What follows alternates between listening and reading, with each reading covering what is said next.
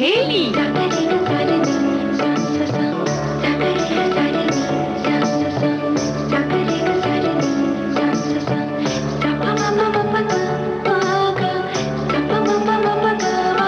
सखी सहेली।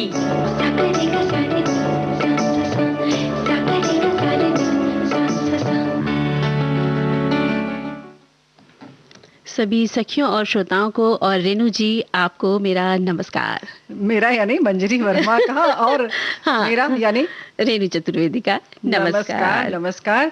और भाई ये जो बड़ा झोल हुआ है ना अभी, बड़ा प्यारा सा। अच्छा, कहते हैं ना कि न बोले तुम न मैंने कुछ कहा। हाँ, तो लेकिन इसमें भी अच्छा लगता है एक दूसरे का नाम लिया। हाँ, बहुत अच्छा लगा आज। हाँ, मजा आ गया। और हमारे बहुत सारे साथियों ने जिन्होंने अपना अपना दिल भेजा हुआ है हमारे पास, यानी अच्छा, विविध भारती के पास, वो देखकर भी बड़ा अच्छा लग रहा है फेसबुक के माध्यम से। सबके हम लोग ले लेते हैं और अपना दिल भी हमने दिया हुआ है दोस्तों आपको, ऐसा नहीं हम सिर्फ लेते हैं और कोशिश करते हैं कि जो आज विश्व हृदय दिवस है इस पर कुछ चर्चा करें। और वहीं आज हम कुछ बढ़िया सी और भी चीज बताने वाले हैं सदाबहार बेल के बारे में। पोई का साग है, इसके बारे में बताएंगे और हम बताएंगे धारावाहिक नेत्री सुनवाएंगे। जी हाँ, बिल्कुल। आज बुधवार है तो जाहिर है शाइना एनसी के साथ ये कार्यक्रम सुनेंगे। इसमें आज त्रिपुरा वेस्ट की सांसद प्रतिमा भौमिक के साथ जो बातचीत है वो सुनवाएंगे। और खास बात यह है कि क्रांतिकारी उषा मेहता जी, जो हम उनके बारे में बात करेंगे क्योंकि अमृत महोत्सव चल रहा है और हम 75वां वर्ष मना रहे हैं। और हम हमेशा किसी न किसी क्रांतिकारी के वीरांगनाओं के बारे में बात करते हैं, तो आज हमारे बीच हमारे साथ हम जिनको पढ़ने जा रहे हैं, बोलने जा रहे हैं, जिनके बारे में बताने जा रहे हैं, वो है क्रांतिकारी उषा मेहता। एक ऐसी क्रांतिकारी महिला जिनकी आवाज़ ने अंग्रेज़ों के खिलाफ क्रांति पैदा कर दी थी और ये आवाज़ थी 41.72 मीटर बैंड पर। एक अनजान जगह से ये इंडियन नेशनल कांग्रेस का रेडियो है, एक ऐसा गुप्त रेडियो स्टेशन जिसमें उषा मेहता अपनी आवाज़ में बोलती और जन जन में देश प्रेम की, स्वतंत्रता की ज्योति जगा देती थी।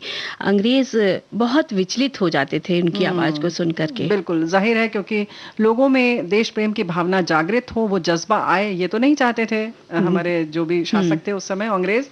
तो जाहिर है कि वो विचलित होते थे, परेशान होते थे और हम यही चाहते भी थे, है ना। बिल्कुल। तो उषा मेहता का अगर हम जन्म की बात करें तो 25 मार्च सन 1920 को सूरत के पास सारस नामक एक छोटा सा गांव है होता था, उसमें हुई थी।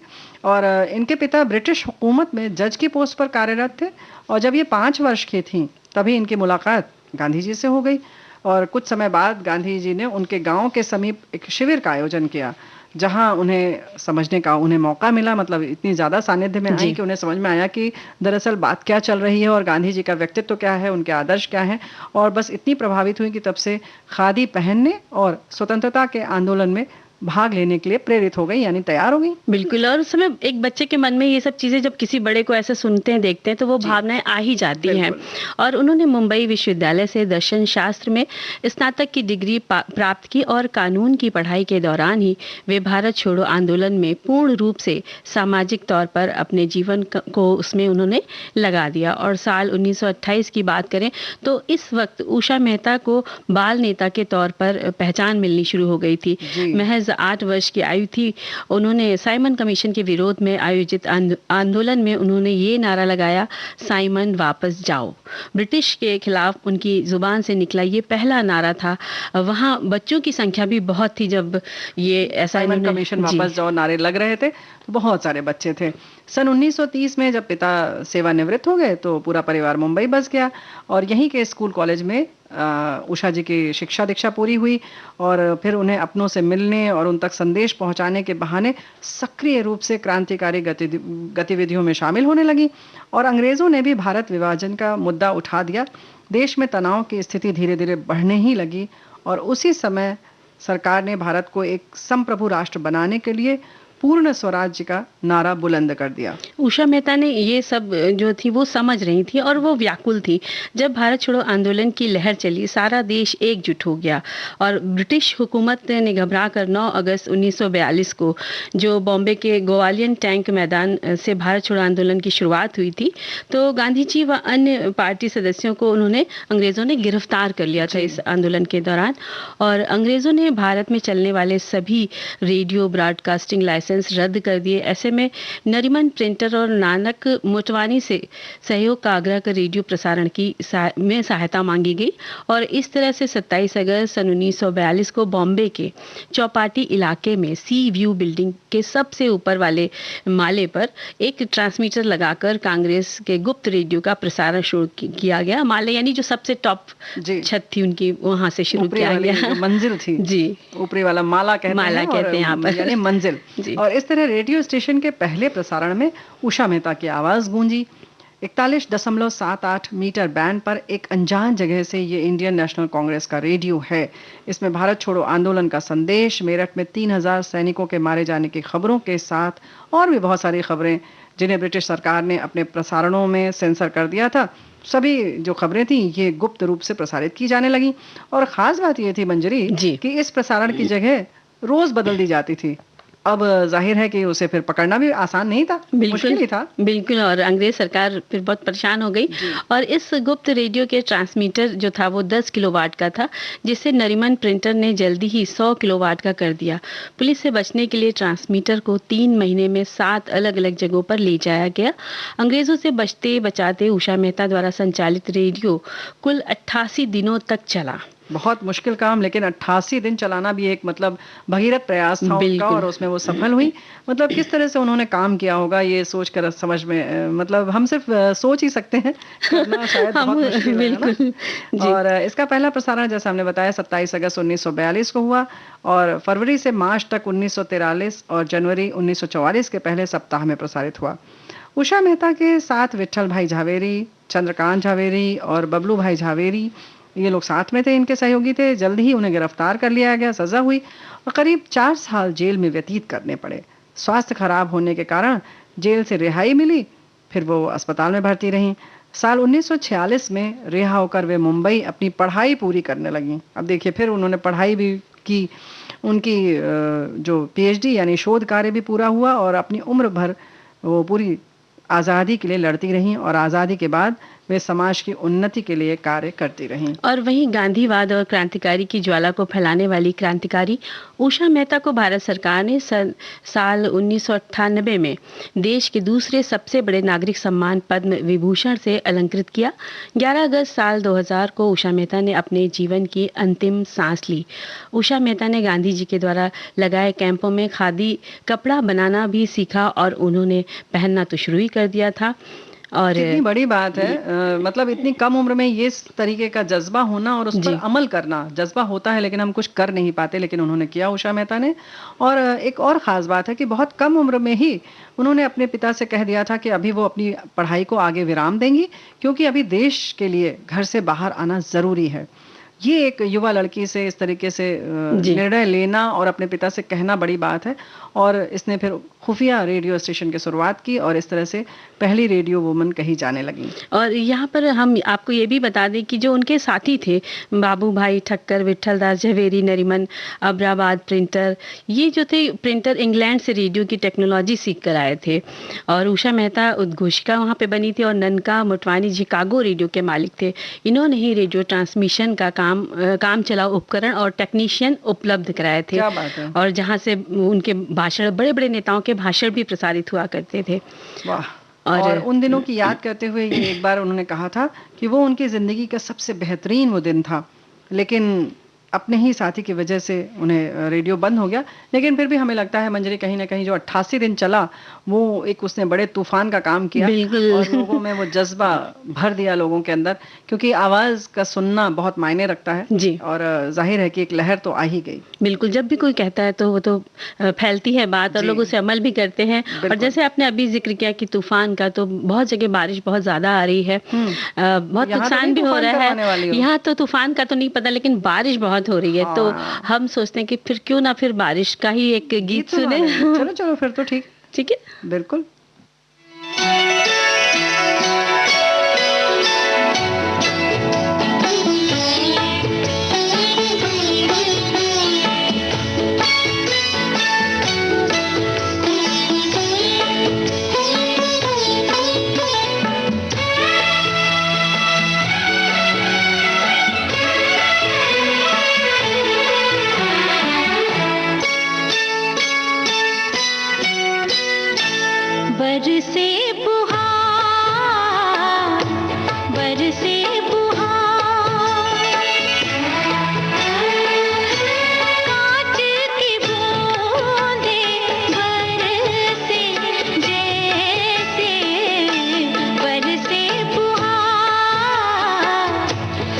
बरसे फुहार,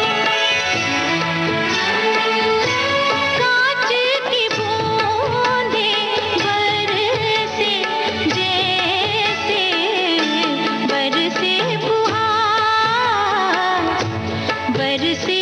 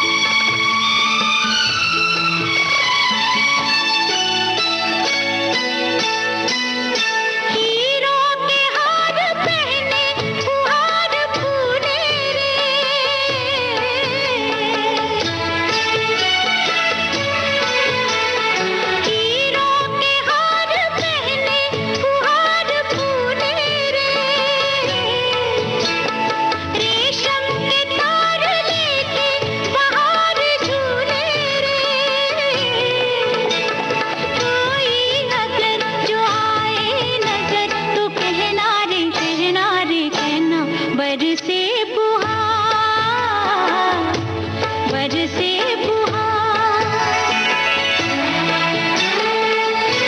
कांच की बूंदें बरसे जैसे बरसे फुहार, बरसे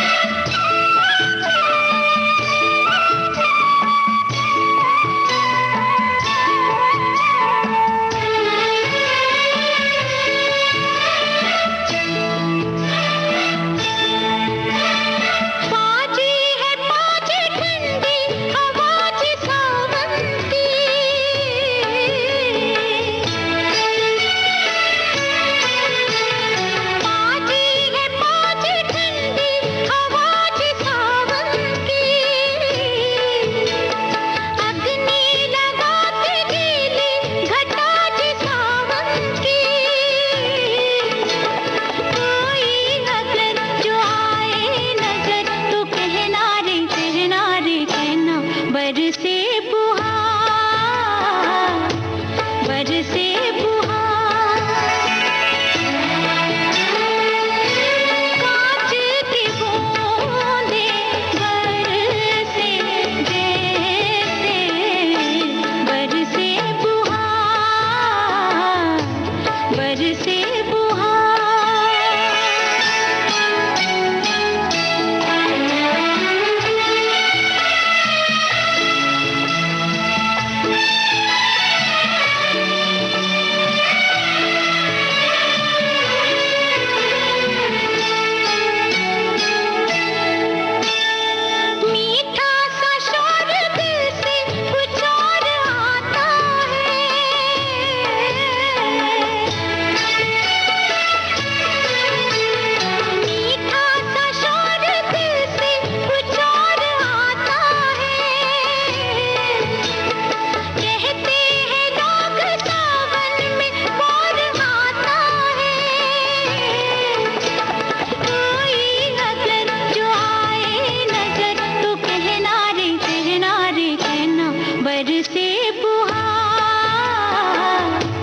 बरसे फुहार, बरसे कांच की बूंदें बरसे जैसे बरसे फुहार, बरसे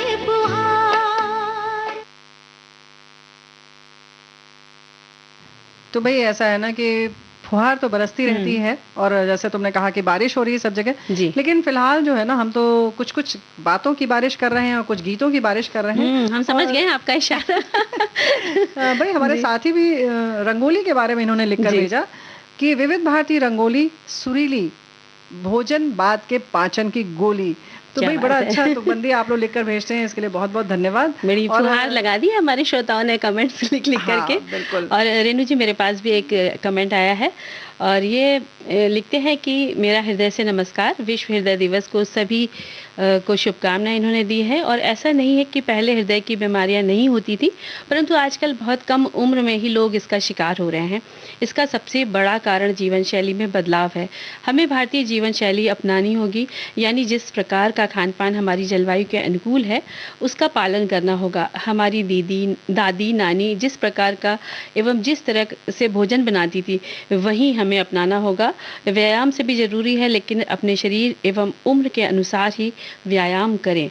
अति हर चीज़ की बुरी होती है, चाहे वो भोजन की हो, कसरत की या काम की क्यों ना हो। इसलिए टेंशन लीजिए ना और ना दीजिए। बहुत अच्छा कमेंट लिखकर बहुत भेजा है इन्होंने। अच्छा लिखकर भेजा है। तो भाई हम भी अब ज्यादा नहीं बोलते, नहीं तो ये कहेंगे कि ज्यादा हो गया जी। तो धारावाहिक नेत्री हम सुनवा देते हैं शाइना एनसी के साथ।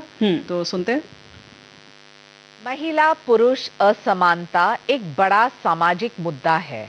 महिला और पुरुष को बराबरी पर लाने के लिए महिला सशक्तिकरण में तेजी लाने की जरूरत है। महिला और पुरुष के बीच की खाई कई सामाजिक और राष्ट्रीय समस्याओं को जन्म देती है और ये समस्याएं राष्ट्र के विकास में बाधाएं पैदा करती है। ये महिलाओं का जन्मसिद्ध अधिकार है कि उन्हें पुरुषों के बराबर का ओहदा और सम्मान अधिकार मिले।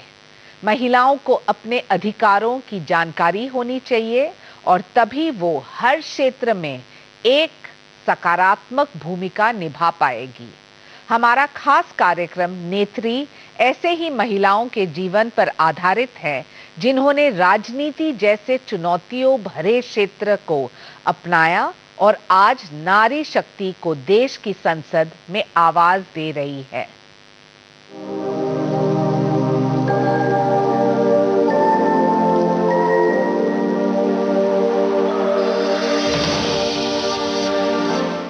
नमस्कार, स्वागत है आप सबका हमारे विशेष कार्यक्रम नेत्री में, महिला सांसद और उनकी कहानियां।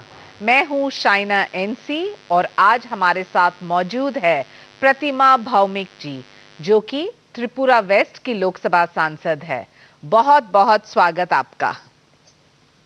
चर्चा शुरू करने से पहले इनकी जीवन के अब तक की सफर की एक झलक। प्रतिमा भौमिक का जन्म त्रिपुरा के सिपाही जला जिले में 28 मई 1969 को हुआ।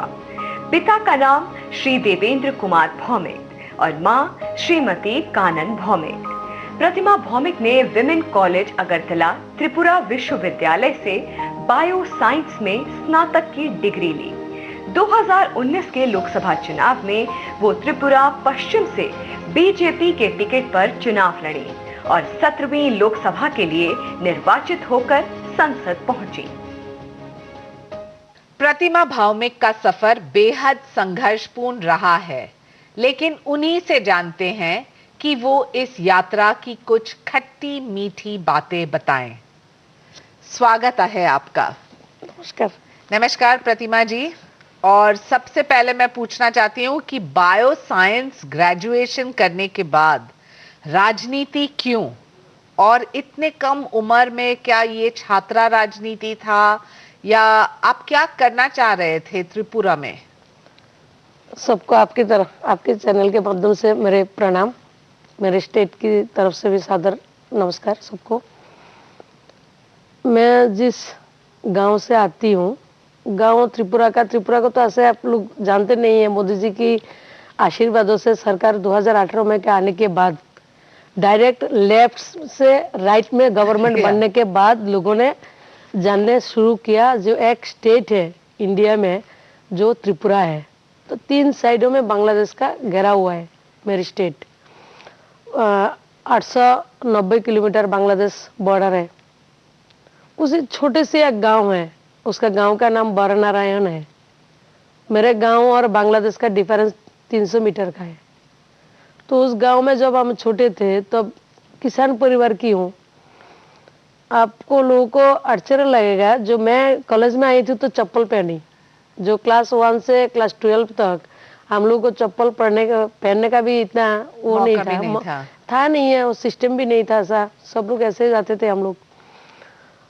तब गांव में हम लोग किसान थे, लेकिन संपूर्ण किसान थे। गांव में छोटा जो किसान होता है ना, उसमें संपूर्ण किसान थे हम लोग। अलग से पैसा जो लिक्विड मनी है, कैश मनी है, वो हमारा परिवार में नहीं है, लेकिन हम अच्छे थे। माँ बाबा भी थोड़ा पढ़ा लिखा किया था, उन लोगों ने भी एडुकेटेड है वहाँ पे। तो गांव में थोड़ा सा छोटे गांव है, लेकिन फिर भी थोड़ा रुतबा है मेरे परिवार का।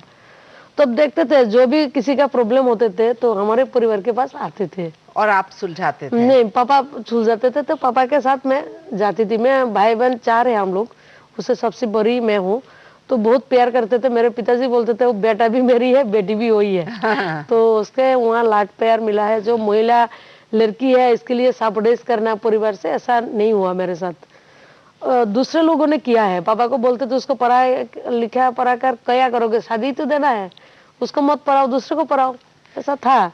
बहुत सारे सवाल हैं त्रिपुरा को लेके और नॉर्थ ईस्ट को लेके, क्योंकि नॉर्थ ईस्ट को देखें तो ये एक वक्त तक पिछड़ा हुआ था, इंफ्रास्ट्रक्चर नहीं था।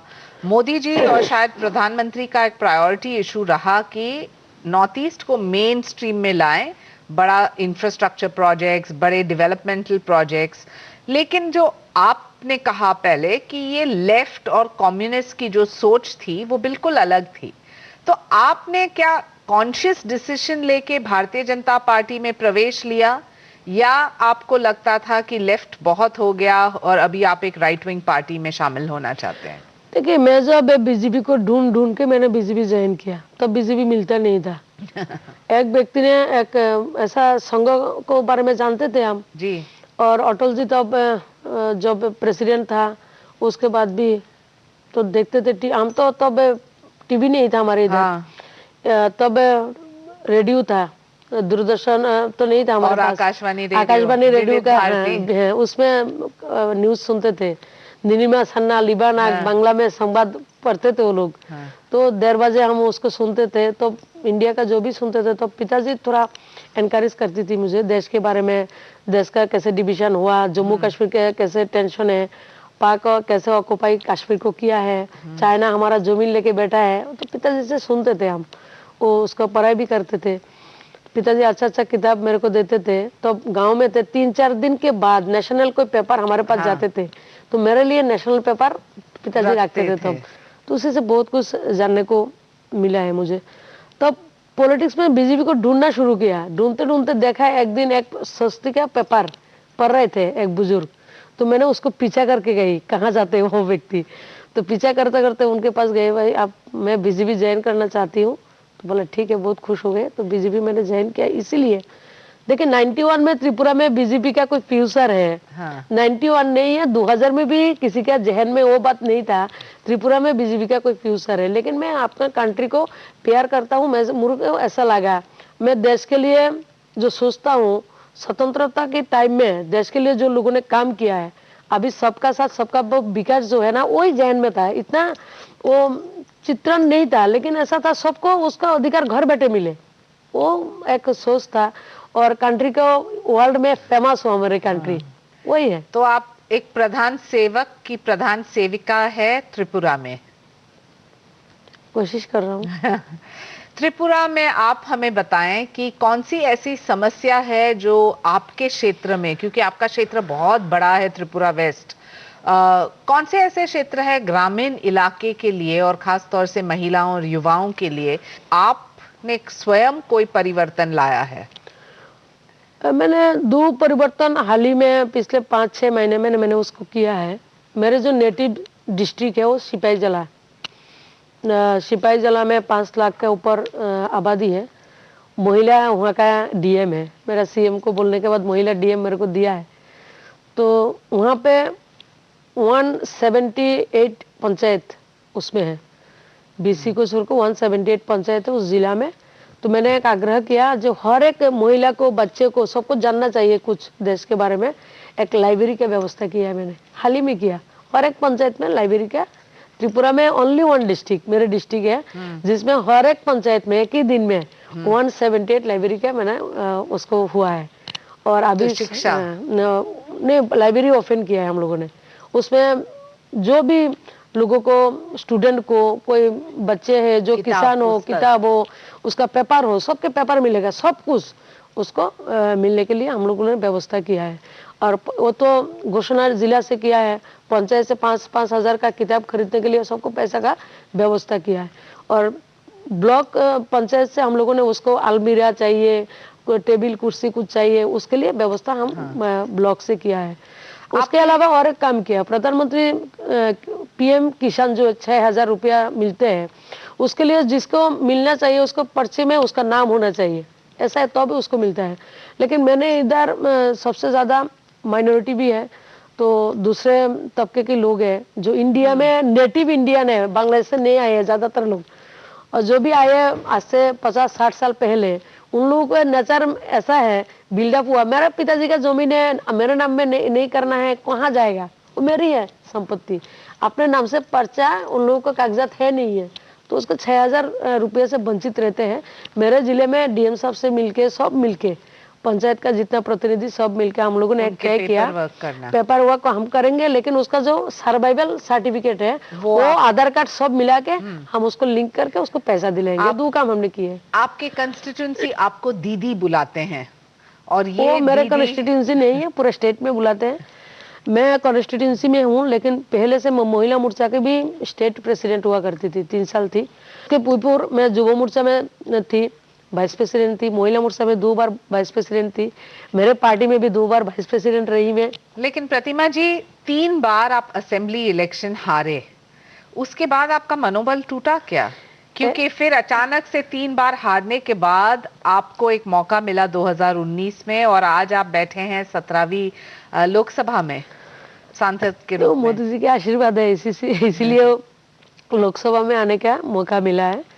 और 3 बार जो हारे हैं, तीनों बार मैंने त्रिपुरा का सिटिंग एमपी जो सीएम है, मेरे नेटिव जो धनपुर असेंबली है, उसमें त्रिपुरा का जो फॉर्मर चीफ मिनिस्टर है मानिक सरकार, उनका प्लेस है वो। उसके पहले भी सीपीएम का जो, उसमें ट्राइबल, बंगाली और माइनॉरिटी तीनों का कॉम्बिनेशन है। मेरे इधर माइनॉरिटी वोट ज्यादा था, इसलिए ऐसा हुआ है। उसके बावजूद आप बीजेपी के टिकट पे जीते हैं। लेकिन मेरे को वो हारने के बाद भी कोई उत्सव में मेरे काम का जो रफ्तार है, गति है, उसमें कोई भी रुकावट नहीं बना।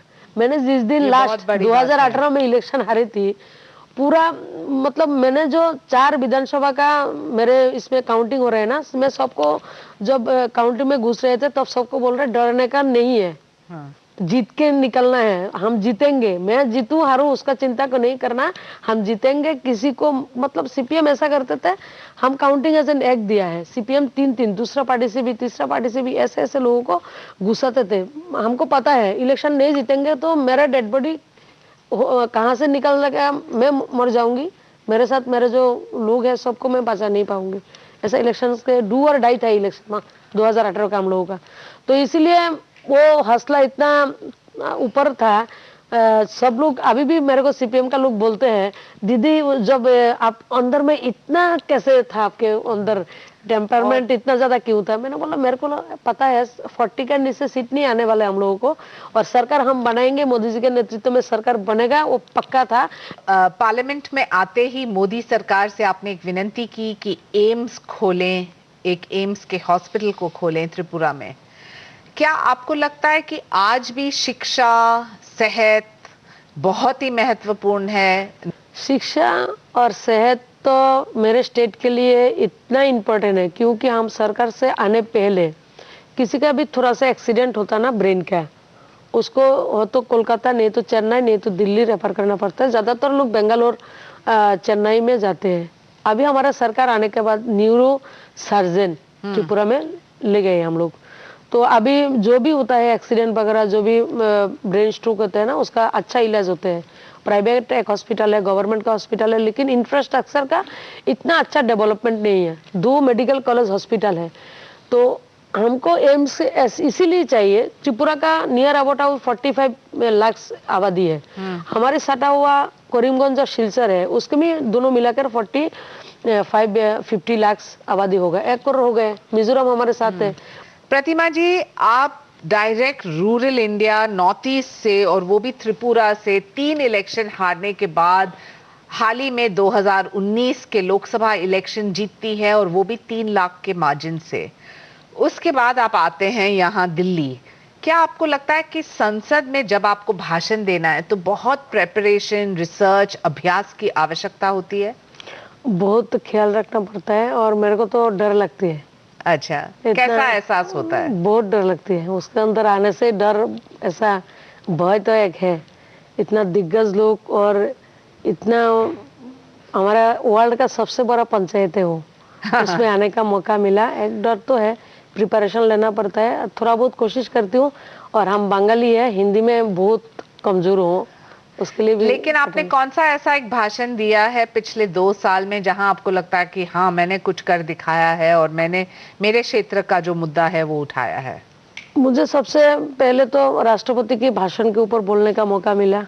वो मैं लाकी हूँ, इसी पहली बार आने के बाद मेंबर को मिलता है, तो ऐसा मेरे को, मेरे पार्टी के व्हिप था, उन लोगों ने मेरे को दिया है। तो उसके अलावा रेलवे बजट के ऊपर supplementary demands for draft grant, उसके ऊपर भी बोलने का मौका मिला। तो मेरे को ऐसा लगा रेलवे बजट के ऊपर मैंने जो बोला है ना, वो अच्छा लगा सबको मेरे यहाँ पे। और एक सीट फंड के ऊपर भी एक आया था बिल, उसके ऊपर भी मैंने बोला है। तो मेरे स्टेट में बहुत लोगों ने उसको बहुत मतलब अप्रिशिएट किया है।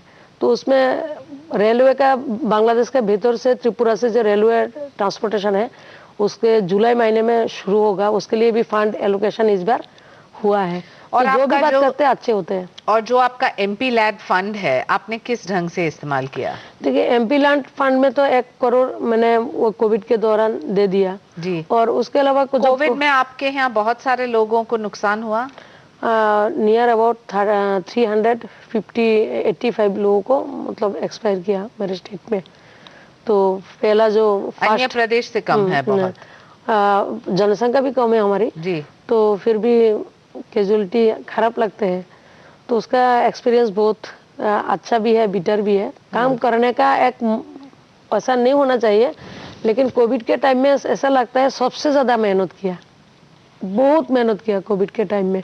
मोदी जी ने वो हौसला दिया हम लोगों को, जनप्रतिनिधि घर में ना बैठे, लोगों को साथ संपर्क में रहे, काम पे रहे। उनकी आशीर्वादों से मैंने वो, हम लोगों ने वो काम किया है। लेकिन वो काम किया है, मेहनत जमीन में किया है ना, इसलिए मेरे को पता है कहाँ कहाँ सीट हम जीतेंगे। और पहले महीने का सैलरी आपने डोनेट किया आसाम रिलीफ फंड में, ये क्यों? देखिए, हम जब एमपी बनने के बाद पहला सैलरी जब मिलेगा, उस टाइम में आसाम में बाढ़ आया। तो आसाम मेरे नॉर्थ ईस्ट का एक स्टेट है। मान लीजिए नॉर्थ ईस्ट का जो पहचान है ना, ओनली गुवाहाटी है। हम लोगों को स्टेट को पहचानते कोई नहीं था। मोदी जी ने वो आइडेंटिफिकेशन हम लोगों को दिया है। आसाम में 14 लोकसभा सीट है, इसके लिए दिल्ली थोड़ा अहमियत देते थे। और दूसरा जो भी सीट ऐसे स्टेट है, सबके एक नहीं तो 2 कॉन्स्टिट्यूंसी है, एक एमपी है नहीं तो 2 एमपी है। दिल्ली का उसका जरूरत नहीं है। तो इसी हिसाब से, और मेरे स्टेट में भी सरकार आया है, उसमें असम का कार्यकर्ता जो है ना, सबका इतना महत्वपूर्ण भागीदारी है। और असम हम सब एक मानते हैं, सबको एक ही मानते हैं। मैं एक ही मानती हूँ। मैं तो असम के जनता का जरूरत था और इतना खराब स्थिति था, तो ऐसे दिल से दिया हूँ। Very good. क्या आप उनको एक संदेश देना चाहते हैं लोकल लैंग्वेज में? तो प्लीज दीजिएगा। আমার ত্রিপুরার এবং নর্থ ইস্টের সবাইকে আমার অনেক অনেক শুভেচ্ছা। হ্যাঁ, আপনারা বিশ্বের সবচেয়ে বড় পঞ্চায়েতে আমাকে পাঠিয়েছেন, তার জন্য আমি সারা জীবন আপনাদের কাছে কৃতজ্ঞ থাকব। আমি আপনারা আমার এর মধ্যে যাতে কোনো ধরনের ডিফারেন্স কোনোদিন না আসে, যতটুকু সম্ভব হয় আমরা একসাথে মিলে কাজ করব এবং আমাদের রাজ্যকে শ্রেষ্ঠ ত্রিপুরা আমরা নির্মাণ করব সবাই মিলে। प्रतिमा जी, एक महिला होने के बावजूद आपने इतना त्याग और बलिदान किया है। आपने शादी नहीं की, आपके बच्चे नहीं हैं। एक तरफ से देखा जाए तो आपने आपकी जिंदगी पूरे देश के लिए समर्पित किया है। क्या आपको लगता है ये एक सैक्रिफाइस है या एक मौका है जहां आपने एक अपॉर्चुनिटी और पूरे देश के लोगों को आप एक प्रेरणा देना चाहते हैं आपकी कहानी से? मैंने शादी नहीं की है, उसका मेरे को दिमाग में कोई भी नहीं आया। दुख नहीं है और मेरे फैमिली नहीं है। मेरे को ऐसा लगता है, मैं बोलती हूँ पूरा त्रिपुरा का जो पूरा मेरे परिवार है, जनता मेरे परिवार है। और जो कार्यकर्ता मेरे साथ रहते हैं, मैं सब जानते हैं। मैं जो भी जाता हूँ किसी भी टाइम में मैं कोई होटल में रुकता नहीं हूँ। कोई मैं जब भी जाती हूँ किसी कार्यकर्ता के घर में रहती हूँ, किसी कार्यकर्ता के घर में खाना खाती हूँ और बहुत पहले से वो प्रवास करने का मेरे को आदत सी है। और कार्यकर्ता जो प्यार करते हैं ना, मैं जो घर में खाना खाने का है ना उससे अच्छा सबसे बेटर व्यवस्था कार्यकर्ता देते हैं, तो उसके भगवान का बहुत आशीर्वाद है। मेरे को ऐसा लगता है मैं एमपी बने तो बहुत बढ़िया है, लेकिन फिर भी पार्टी में रहते हुए लोगों को साथ मिलना जुलना, लोगों को कुछ छोटा सा कोई प्रॉब्लम हो उसको एड्रेस करना, सबसे ज़्यादा मैं एडुकेशन और हेल्थ का जो भी प्रॉब्लम है उसके ऊपर मेरा ज़ीरो टॉलरेंस है, मैं उसको करती हूँ। तो ऐसा कुछ नहीं लगता है, तो सबको ऐसा आगे आना है, मेरे डेस्टिनी में ऐसा है, मैं ऐसा प्रतिमा कर जी रहा के हूँ। हॉबीज क्या है? जब आपके पास थोड़ा समय मिलता है आप क्या करना चाहते हैं, क्या पसंद है? मैं करंट अफेयर्स को ज़्यादा महत्व देते हैं। महत्व देती हूँ। करंट अफेयर्स हो और वर्ल्ड में अच्छा अच्छा कंट्री में क्या क्या चल रहा है, जैसे मैं इसराइल को बहुत पसंद करती हूँ। अच्छा, हाँ, इसराइल क्या पढ़ती हूँ। तो अच्छा सा इसराइल के बारे में पढ़ते हैं और वो अभ्यास के बाद आप देखते हैं कि क्या हो सकता है त्रिपुरा में। अभी तो त्रिपुरा में बहुत कुछ करना है। एग्रीकल्चर में हमारी 3 सालों में सरकार ने 13.7% ग्रोथ दर्ज किया है, सबसे अच्छा ग्रोथ उसमें हुआ है। तो इसके लिए मैं कृषि विश्वविद्यालय को भी चाहती हूँ त्रिपुरा में एक बने, एम्स के साथ साथ अच्छा रहेगा। तो त्रिपुरा छोटा स्टेट है, बहुत अपॉर्चुनिटी है करने के लिए, और मोदी जी बिना मांगे सब कुछ दे रहे हैं। और बिना आपके मांगे। टॉप प्रायोरिटीज रहेगा इंफ्रास्ट्रक्चर डेवलपमेंट, खेती और एम्स का हॉस्पिटल।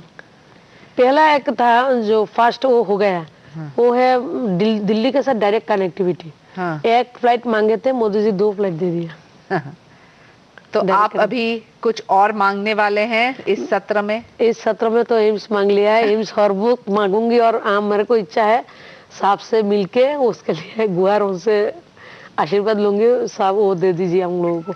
एक आखिरी सवाल प्रतिमा जी, महिलाओं के लिए और खास तौर से नॉर्थ ईस्ट के महिलाओं के लिए राजनीति में आना कितना कठिन है? क्या आपको लगता है कि पुरुष असुरक्षित हैं आप जैसे महिलाओं से, जो काम के माध्यम से जीत के आए हैं और आप आपके क्षेत्र को रिप्रेजेंट करते हैं? देखिए, महिला को पॉलिटिक्स नहीं, हर एक क्षेत्र में चुनौती ज्यादा है हम लोगों को, और हम जितना काम करते हैं, जेंट्स लोग हमसे बहुत कम मेहनत करते हैं, फिर भी हमसे ज्यादा अपॉर्चुनिटी उन लोगों को मिलते हैं।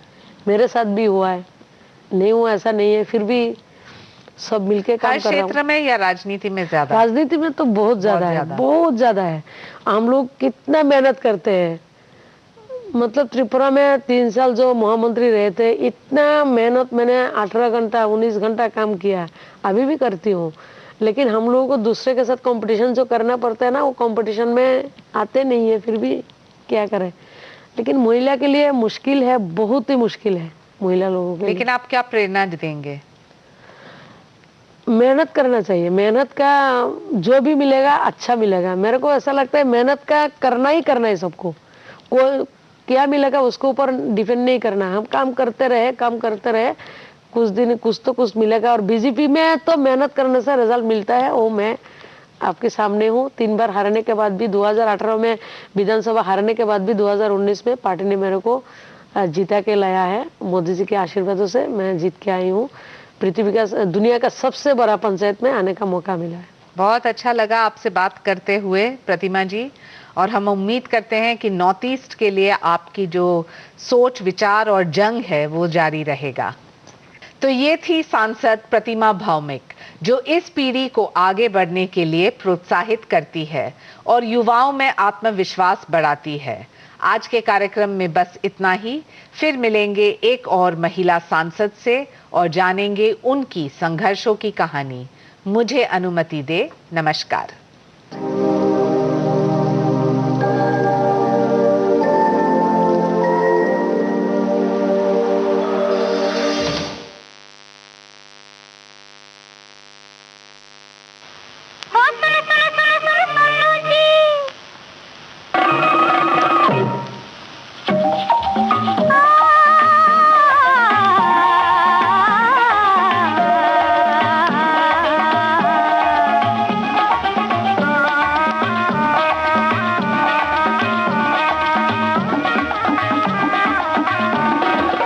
सुनो सुनो सुनो जी मोरे रसिया ओ मन बसिया कुछ कुछ तुमसे बोले अखियाँ हो कुछ कुछ तुमसे बोले अखियाँ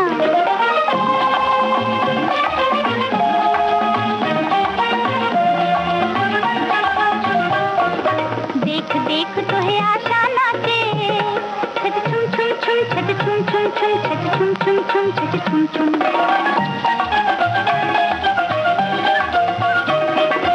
रूम झूम मन बीना बाजे तारा तुम तारा तुम कटती नहीं रतिया हो रतिया कटती नहीं रतिया कुछ कुछ तुमसे बोले अखियाँ हो सुनो सुनो सुनो जी मोरे रसिया ओ मन बसिया कुछ कुछ तुमसे बोले अखियाँ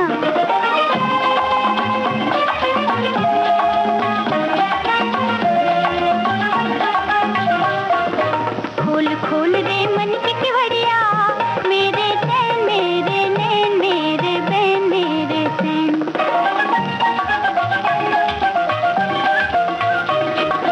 हाथ जोड़ते आए गुजरिया मेरे तन मेरे मन मेरे धन मेरा बन विनती करूं छलिया हो रसिया विनती करूं छलिया कुछ कुछ तुमसे बोले अखियाँ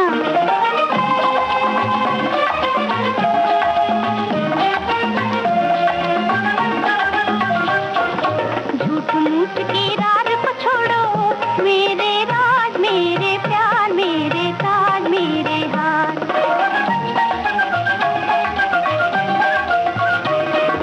प्रेम प्यार की डोर न तोड़ो मेरे मोर मेरे शोर मेरे भोर मेरे शोर मेरे मोर मेरे शोर मेरे भोर मेरे शोर जान गई बतिया हो रसिया जान गई बतिया कुछ कुछ तुमसे बोले अखियाँ हो सुनो सुनो सुनो जी मोरे रसिया ओ मन बसिया कुछ कुछ तुमसे बोले अखियाँ अखियाँ तो बहुत कुछ बोलती हैं और जब हम कुछ अच्छा खाते हैं तो भी आंखों से पता चल जाता है कि कुछ हमने अच्छा खाया है। बिल्कुल, क्योंकि चमक आ जाती है। चमक आ जाती है ना जी। जब तक जबान पे कुछ बड़ी स्वादिष्ट सी चीज पहुंचती है तो बस पेट भी इंतजार करता है और आंखें चमकने लगती हैं। बिल्कुल, और चमकती हैं जब हम कुछ हरी हरी चीजें खाते हैं। हाँ, यानी कि अंदर से भी चमक आती है जी। जब हम हरा साग खाते हैं। और आज हम बात कर रहे हैं ना पोई के पत्ते वाला साग। कोई इसे पोई कहता है और एक सदाबहार लता है ये।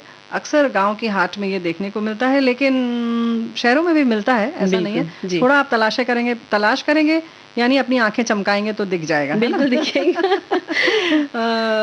इसकी जो अगर हम बात करें तो हल्की मोटी गहरी हरी होती हैं पत्तियां और थोड़ी सी गद्देदार होती हैं, जी। मोटी होती हैं और इसकी डंडी भी मोटी होती है। इनकी पत्तियों के ही साग बनाए जाते हैं और फिर जब आंखें चमकेंगी मंजरी तुम्हारी, जब हम कहेंगे पकौड़े भी बनाए जाते हैं। है बिल्कुल ना? चमक गई, क्योंकि हाँ। इसको बेसन में लपेट कर बनाया जाता जी, है और दाल में भी डाला जाता है। जी, तो स्वाद तो दुगना हो ही जाएगा। और ये प्राकृतिक रूप से उगती है, वृक्षों की झाड़ियों का सहारा लेकर ये बढ़ जाती है और इसके फल जो है वो मकोए के फल आपने देखे होंगे रेनू जी, जी, जी। उसी तरह से दिखते हैं, जो पकने पर गाढ़े जामुनी रंग के हो जाते हैं और इन पके फलों से गुलाबी आभा लिए रंग का एक रस निकलता है। और संस्कृत में इसे उपोदिका, पोतकी, मालवा और अमृत वल्लरी कहते हैं। जी। और वही मराठी में इसे मयाल भाजी, बेलबोंडी, बेलगोंड। तो और भाषा यानी गुजराती की बात करें तो पोछनी या पोई कहते हैं। बंगाल में इसको पुई शाक और रक्त पोई कहते हैं।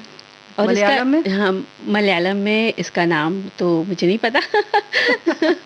बेसेलारिक और मणिपुर में इसे शायद कुछ लोग उरोक सुम्बन कहते हैं, है ना? हाँ हाँ, इसका वैज्ञानिक नाम वेस्ले एल्बा है। आपने मुझे फंसा दिया है ना? नहीं नहीं नहीं नहीं, और बिल्कुल नहीं फंसाया है। अच्छा तब ठीक है। अंग्रेजी में इंडियन स्पिनिच कहते हैं पोई का साग। मानसून के सीजन में जरूर खाएं, यानी कि जो बारिश का सीजन होता है इसमें लोग कहते हैं कि पालक नहीं खानी चाहिए, जी। तो पालक की जगह हम पोई का साग खा सकते हैं। लेकिन पालक भी अच्छे से खाइए धो करके, जी। तो कोई दिक्कत नहीं होती है। बिल्कुल। इसको खाने से शरीर को बहुत ज़रूरी जो मिनरल्स होते हैं वो मिल जाते हैं। इसे मालाबार स्पिनिच के नाम से भी जाना जाता है और इसमें vitamin A, B12, vitamin C, iron, calcium, manganese मिलता है। न्यूट्रिशंस कहते हैं कि रोज़ाना 100 ग्राम पोई साग खाने से 100% विटामिन सी और विटामिन ए मिलता है। क्या बात है। और ये दोनों ही मंजरी देखो, जी। पोषक तत्व हमें जो है ना, हमारी जो कहते हैं ना रोग प्रतिरोधक क्षमता को बहुत ही मजबूत कर देते हैं। तो पालक जैसा, लेकिन ये जो हमने पहले भी कहा कि गूदेदार पत्तियां ऐसी होती हैं, शरीर में फास्फोरस की कमी को भी पूरी कर देता है ये, और पोटेशियम की मात्रा भी अच्छी है इसमें, तो जाहिर है कि वो भी हमें बड़ी आसानी से मिल जाता है ना? बिल्कुल, और बारिश के मौसम में तो बिल्कुल मिलता है। इम्यूनिटी इससे अच्छी रहती है, इसलिए लेकिन इस मौसम खाएंगे तब, हाँ खाएंगे तब, पहले पता हो किसी को, है ना, जिसको पता है वो तो जान गया, जी। है ना। और विटामिन सी जो इसमें इम्यूनिटी अच्छी होती है, तो ये विटामिन सी इसको बूस्ट करता है। जी। और इसके सेवन से सर्दी, खांसी, जुकाम, इसमें भी इसको फायदा मिलता है खाने से। और विटामिन सी से युक्त फूड खाने से शरीर में जो आयरन का अवशोषण भी अच्छा होता है और जो ब्लड सर्कुलेशन होता है वो भी सही रहता है। जी। और जाहिर है कि ये सब चीज़ें अगर अच्छी रहती हैं तो हमारी जो त्वचा है, जो हम चाहते हैं कि चमकदार रहे, वो भी रहती हैं। और गर्भवती बहनें जो हमारी हैं, हम सब जानते हैं कि उस समय हमें पोषण की ज़्यादा ज़रूरत होती है, ज़्यादा पोषक तत्व चाहिए, तो इस समय ज़्यादा इसे लें। और फोलेट की भी इसमें मात्रा होती है अच्छी। 100 ग्राम पोई साग में 100 माइक्रोग्राम फोलेट होता है, और इसलिए हम जैसे कह रहे हैं कि गर्भवती अगर हमारी बहनें हैं तो उसको ज़रूर करें, इसका सेवन करें, क्योंकि इससे जो फोलेट का जो हमारा स्तर है वो पूरी तरह से शिशु के लिए मिल जाता है, और इससे शिशु का जो विकास है वो अच्छा होता है। बिल्कुल। तो इसको खाना ही चाहिए, दिल के लिए, आँखों के लिए, तनाव दूर करने के लिए, अनिद्रा दूर करने के लिए, और जाहिर है त्वचा चमकेगी तो आप जवां दिखेंगे, इन सब के लिए बहुत फायदेमंद है। बिल्कुल। और पोई के साग में जोक्साथिन, ल्यूटिन और बेटा जैसे एंटीऑक्सीडेंट होते हैं जो इम्यूनिटी को बूस्ट करते हैं और हार्ट को प्रोटेक्ट करते हैं। त्वचा पर झुर्रियाँ जल्दी नहीं पड़ती हैं, पेट को दुरुस्त रखती है और हड्डियों को मजबूती मिलती है। पोई खाने से कब्ज की समस्या हल होती है। इसके साथ ही पोई साग में सॉल्यूबल फाइबर होता है जो वजन कम करने के लिए भी एक ज़रूरी फाइबर है। मई गजब बात है, फाइबर होता है और वो भी जो पानी में घुलनशील हो, तो ये बड़ी अच्छी बात है। तो जाहिर है हमारा वजन कम हो जाएगा, लेकिन भाई सब चीज़ ना मंजरी सीमित मात्रा में होनी चाहिए। सीमित मात्रा में, यानी कि आप सब जानती हैं वैसे, और जानते भी हैं आप, कि जब आपको डायरिया जैसी दिक्कत हो तो कोई भी साग नहीं खाना चाहिए, वैसे पोई भी नहीं खाना चाहिए, लेकिन पकौड़ी आप खाइए और दाल, जूस और सूप के रूप में लेंगे तो ज़्यादा सेहतमंद है। तो खाइए, खिलाइए। और हमारे बहुत सारे साथियों ने लिखा है कि इसके बारे में पहली बार हम ये नाम सुन रहे हैं, लेकिन एक ने बहुत कहा है कि सब्जी, साग, पकौड़े बहुत लजीज बनते हैं। और लिखा है कि एक आज त्यौहार है यूपी, और ये लिख रही हैं कि बिहार के बहुत सारी जगहों पर जितिया पर्व मनाया जा रहा है। आज माँ अपनी संतानों की दीर्घ आयु और सुखद जीवन के लिए निर्जला व्रत रखती हैं। अश्विन मास कृष्ण की अष्टमी तिथि को शाम को जीमूत वाहन भगवान की पूजा करेंगी। कल सुबह चना मटर की झोर यानी रसेदार सब्जी, कंदा यानी बंडे की सब्जी और इसी पोई के पत्ते की पकौड़ी खाएंगे। साग चटनी बनाकर सुबह पितरों को देंगे, फिर अपना व्रत खोलती हैं। तो आज ये लिख रही हैं, बहुत अच्छा इन्होंने लिखा है, तो इस आज पोई के साग के भाव बढ़े हुए हैं। बिल्कुल बढ़े ही होंगे, क्योंकि देखिए आज यानी कि बहुत अच्छे मौके पे ये जानकारी सब जगह जा रही है रेणु जी। और इस जो उपवास है सबका, महिलाओं का, सखियों का, उसके लिए उन्हें हम लोग बहुत सारी बधाइयां देते हैं। बिल्कुल, ढेर सारी शुभकामनाएं, घर परिवार फूले फले, है ना। बिल्कुल, ढेर सारी शुभकामनाएं और बधाई। और एक बढ़िया सा गीत सुनवा देते हैं जी। दिल दीवाना है, दिल तो दीवाना है, दीवाना दिल है ये दिल दीवाना।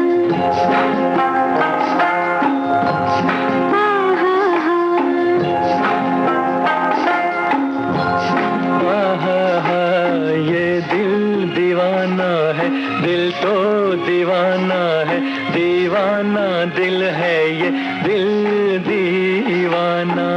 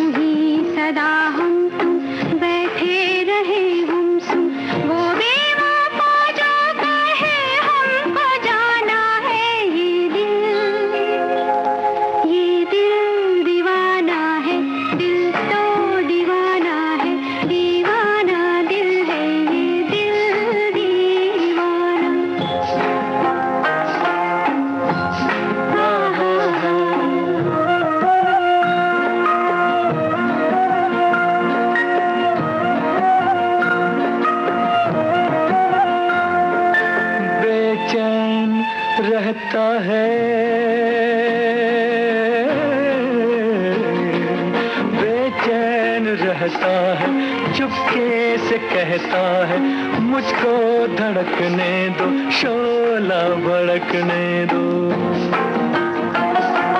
कांटों में कलियों में साजन की गलियों में फेरा लगाने दो, छोड़ो भी जाने दो, खो तो न जाऊंगा मैं लौट आऊंगा। देखा सुना समझे अच्छा बहाना है ये दिल दीवाना है, दिल तो दीवाना है, दीवाना दिल है ये दिल दीवाना।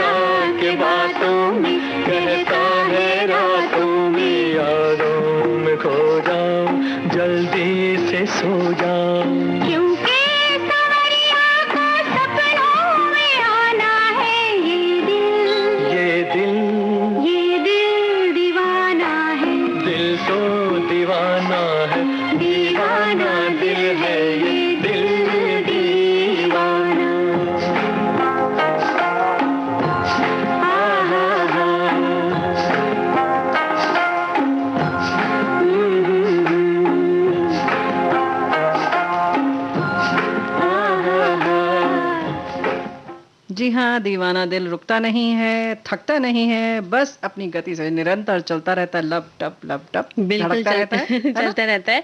और दिल के बारे में तो ये है रेनू जी, ना जाने कौन सी दौलत है, कुछ लोगों के लफ्जों में बात करते हैं तो दिल ही खरीद लेते हैं। बिल्कुल सही है। और क्योंकि आज है विश्व हृदय दिवस, तो भाई दिल की बातें होंगी और दिल को कैसे संभालना ये भी हम समझेंगे, जानेंगे, सभी जानते हैं हालांकि। और एक यही तो है दिल, जो कभी रुकता नहीं, थकता नहीं है और बस अपनी गति से निरंतर चलता रहता है। और दिल, हृदय या हार्ट कह लें, हमारे शरीर का बेहद महत्वपूर्ण अंग है और इसकी सेहत बनी रहे, इसका हम सभी को ध्यान भी रखना चाहिए। जी हाँ, 29 सितंबर को मनाया जा रहा है विश्व हृदय दिवस, क्योंकि हम देखते हैं कि वर्तमान हमारी जो जीवन शैली है थोड़ी असंतुलित सी हो गई है ना, क्योंकि इसीलिए दिल बेचारा घबरा जाता है और कहीं ना कहीं कुछ आक्रमण कर बैठता है या उसको अटैक पड़ जाता है ना, और बीमार होने लगता है। तो लगातार दिल के रोगियों की संख्या बढ़ती जा रही है और हृदय रोग, हार्ट अटैक, हार्ट स्ट्रोक जैसी बीमारियों के बारे में लोग जागरूक हों और अपनी जीवन शैली कुछ इस तरह से रखें कि हम इसकी गिरफ्त में ना आए। तो इसलिए जागरूक करने के लिए ये दिन मनाया जाता है। बिल्कुल। वर्ल्ड हार्ट फेडरेशन और विश्व स्वास्थ्य संगठन के बीच सहयोग के बाद पहली बार सन 1999 में वर्ल्ड हार्ट डे मनाया गया था। विश्व स्वास्थ्य महासंघ के पूर्व अध्यक्ष एंटोनी बे डे लूना ने विश्व हृदय दिवस मनाने की पहल की थी और सन 2011 तक विश्व हृदय दिवस हर साल सितंबर के आखिरी रविवार को मनाया जाता था, लेकिन उसके बाद आज की तारीख यानी कि 29 सितंबर को मनाया जाने लगा, यानी तिथि निर्धारित कर दी गई। और वर्ल्ड हार्ट डे 2012 की थीम है जागरूकता लाने के लिए डिजिटल स्वास्थ्य की शक्ति का उपयोग करना और विश्व स्तर पर सीवीडी के रोकथाम का और प्रबंधन की जानकारी देना। जी। और बता दें कि हृदय रोग सीवीडी दुनिया भर में मौत का प्रमुख कारण है, यानी कार्डियोवास्कुलर डिजीज है। जी, कार्डियोवास्कुलर डिजीज।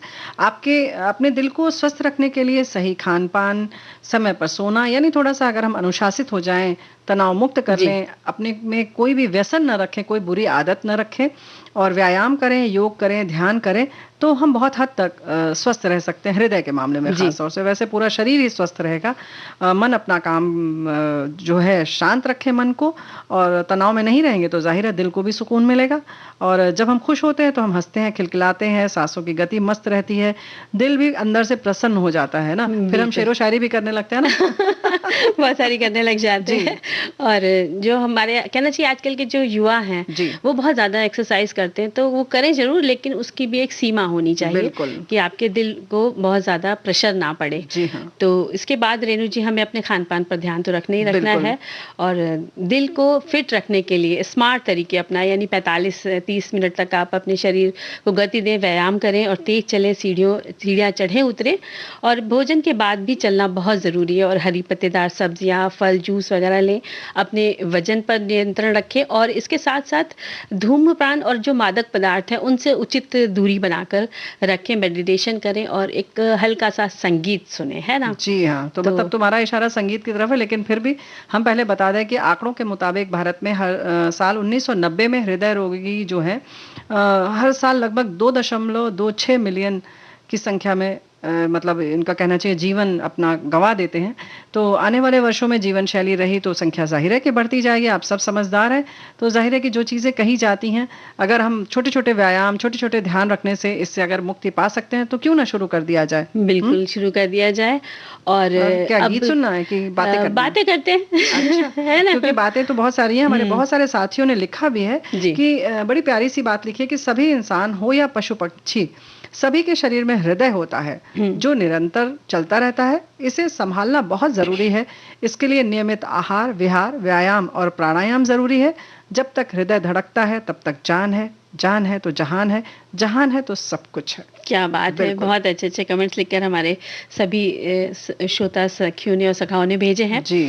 तो इसके साथ ही हम ये कहते हैं कि जब भी मतलब किसी ने क्या खूब कहा है कि मुस्कुराओ ताकि दिल जिंदा रहे, किसी के काम आओ ताकि दिल जिंदा रहे, क्या बात है। और किसी को ना सताओ ताकि दिल जिंदा रहे, कभी घूम के आओ ताकि दिल जिंदा रहे, चलो शायर बन जाए ताकि दिल जिंदा रहे। क्या बात है, वाह वाह वाह वाह, क्या बात है। मतलब तुमने शायरी कर डाली मंजरी। हाँ, मौका मिला तो हमने कहा कर ही लेते हैं, कर लेते हैं, छोड़ने की क्या जरूरत है। लेकिन मौका जो है, हम ये कहना चाहेंगे कि अपने दिल को स्वस्थ रखने के लिए मौका निकालिए, जीवन शैली बदलिए थोड़ी सी। और जरा भी आपको लगता है कि जैसे अगर आप कोई व्यायाम कर रहे हैं, आपको असहज लग रहा है छाती में, या धड़कनें थोड़ी आपकी बिखर सी रही हैं, तो तुरंत चिकित्सक को दिखाएं। ऐसा ना सोचे कि अरे अच्छा हमने कल ये भारी खाया था इसलिए ऐसा हो गया। तो थोड़ी सी लापरवाही अगर नहीं रखेंगे तो हम इसकी गिरफ्त में नहीं आएंगे, है ना। क्योंकि अक्सर दर्द होता है, हाथों तक बढ़ता है, तो इसके लिए थोड़ा सजग हो जाएं। और कहीं आपको दम घुटन सा लग रहा है, सांस लेने में तकलीफ हो रही है, या आप चलते हैं तो आपकी सांस फूलने लगती है, तो ये सब चीजें जो हैं इसके लिए थोड़ा सा सावधान रहें, सतर्क रहें। क्योंकि जाहिर है कि हम भी चाहते हैं कि जान है जहान है, और आप हैं तो हम हैं, हम हैं, और आप हमें सुनेंगे तभी ना, जब आप हमारे साथ हमारे प्रोग्राम को जुड़े रहेंगे और अपने दिल का ख्याल रखेंगे, है ना रेणु जी। हाँ। और जब भी हो कि भाई हल्का फुल्का संगीत तो सुनना ही चाहिए, लेकिन हम लोग जो है अब इस समय संगीत सुनने का तो वक्त नहीं रहा रेणु जी। नहीं, बातें बहुत सारी हैं। और ये जैसे तुमने कहा ना कि इसके साथ साथ एक बात और है कि खान पान का ध्यान रखें। अच्छा, लेकिन अब समय समाप्त हो रहा है तो हम अपने साथियों से लेते हैं विदा। तो रेणु चतुर्वेदी और मंशी वर्मा का नमस्कार। नमस्कार।